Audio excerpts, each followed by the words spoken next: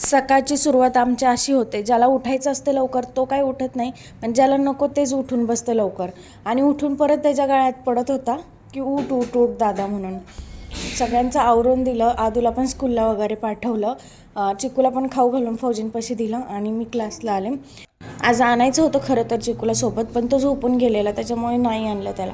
दादाला स्कूलमधून आणायला गेलो, बस यायला वेळ होता तर चिकूचं एवढी मस्ती सुरू होते ना, जरासुद्धा ऐकत नाही हा. दादाची बस आली की लगेच तुरू पळते तो दादा दादा करत. दुपारी ह्याला झोपवायला घेतलं पण खूप मुश्किलीने हे पोरकं झोपलं होतं.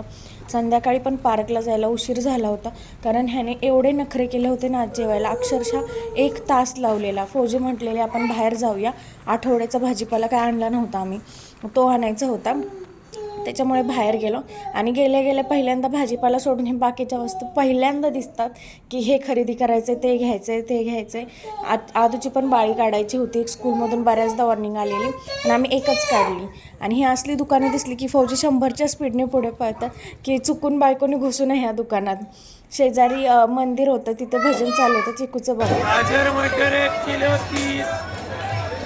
भाजीपाला वगैरे घेऊन बाकीच्या पण गोष्टी घेऊन आम्ही निघालो. यायला उशीर झाला होता, तरी पण एवढं सगळं घेतलं नाही तरी येताना असं वाटतं काहीतरी राहिलंच. येताना मेंदूवडे आणलेले, त्यात पण 1-2च राहिले माझ्यासाठी. आणि हा बाहेर साप निघाला होता रात्री क्वार्टरच्या बाहेर, छोटूसा होता पण कदाचित विषारी होता, मला माहिती नाही विषारी का नाही.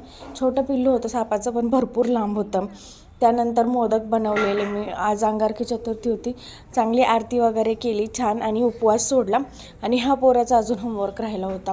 मला तर एवढा कंटाळा आला होता ना, अक्षरशः मला झोप येत होती. आणि हा बोलत होता की नाही मम्मा तू माझ्यापाशीच बस आणि माझं होमवर्क करून घे. कलरिंगच होतं, त्याला म्हटलं कर पण नाही. असो, बाय.